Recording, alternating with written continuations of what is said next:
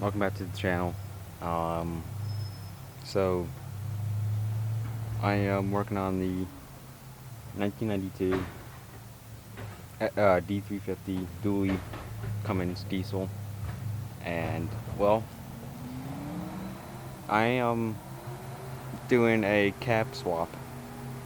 This is a 1992 cab. That's a 1970 cab. Putting that body on this frame, and we'll see what we can do. I've always wanted a diesel on that truck.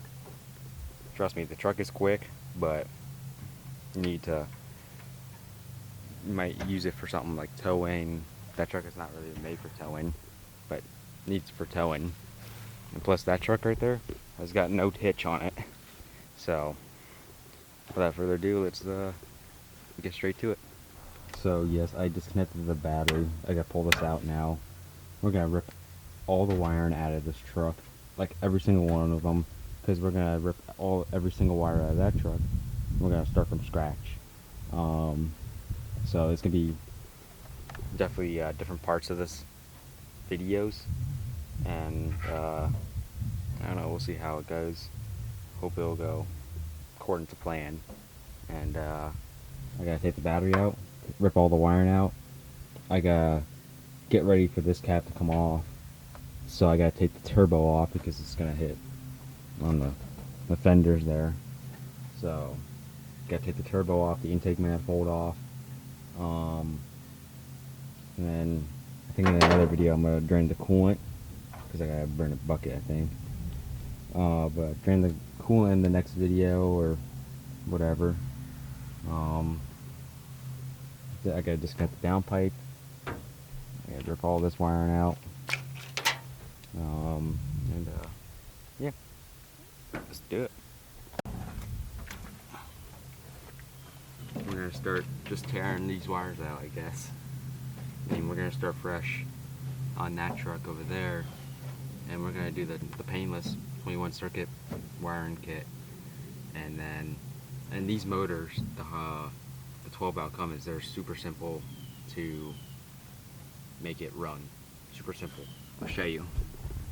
Literally only need one to the fuel solenoid, so that'll cut off your, when you turn the key off, the solenoid will close and cut off your fuel. So you need that. You need power wire to the starter. You need the remote trigger wire coming off that starter to a key switch or a switch. You got your ground straight to the block, and then that's pretty much it to make this block run, or make this diesel run. That's all you really need to make it run and whatnot. But yeah, you can tell this was kind of jerry-rigged together apparently, with all these wiring messes. Trust me, we're gonna make it much nicer in the 70 truck. So yeah, let's get to it.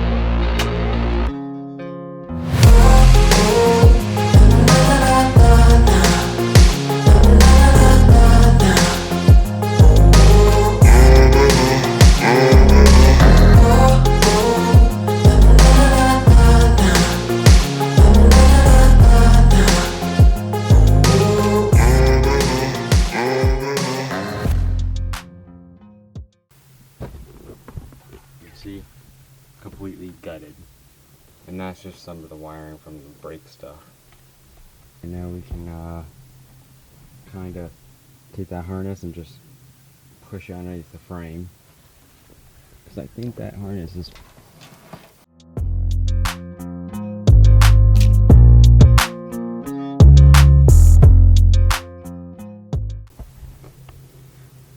goddamn overexposed.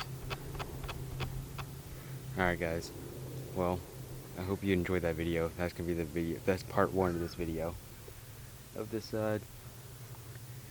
1970 D200 engine and frame swap.